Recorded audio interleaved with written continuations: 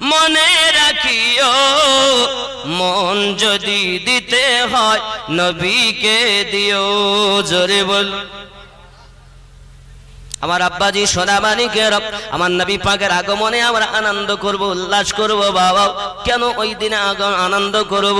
আমার আল্লাহ পাক আল্লাহ তাআলা সাত আসমান জমিন সাজিয়েছেন, জান্নাত সাজিয়েছেন। হে বাবাজি আমার 18,000 মখলুকাত সাজিয়েছেন।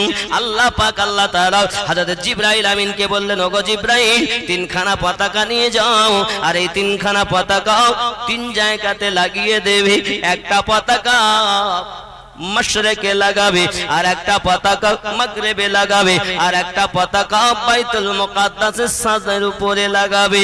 আমার নবীর আগমনের খুশির পতাকা तमाम দুনিয়া লহরাবে। জোরে বলুন। হে বাবারা বাবারা, আমার নবীর আগমনের দিনে মহান আল্লাহ পাক নিজে পতাকা লাগাচ্ছেন। আর ওই নবীর মহব্বতে আমরা যদি মিলাদ উদযাপন করি, আমার নবী পাকের মহব্বতে জশ্নে জুলুস করি, শিরকের ফতোয়া দাও, বেদাতের ফতোয়া দাও।